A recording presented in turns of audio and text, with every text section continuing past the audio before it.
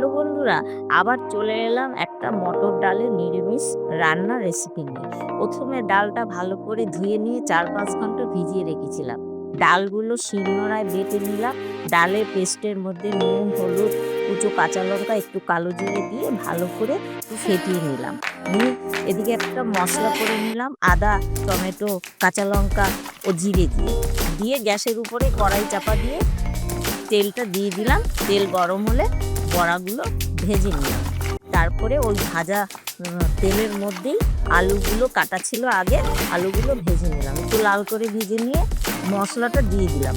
মশলাটা কষিয়ে নিয়ে যেই তেল ছাড়ো অবস্থায় হবে তখন জল ঢেলে কিছুক্ষণের জন্য চাপা দিয়ে রাখলাম।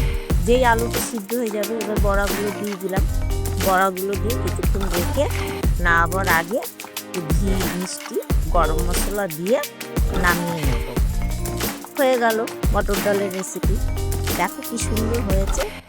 তোমরা অনেকেই খেয়েছো, যারা খাওনি তাদের বলছি এরকম করে খেয়ে দেখো, খুব ভালো লাগবে। সুন্দর নিরামিষ রান্না। ভালো লাগলে পাশে থেকো, একটা লাইক করে দিয়ে।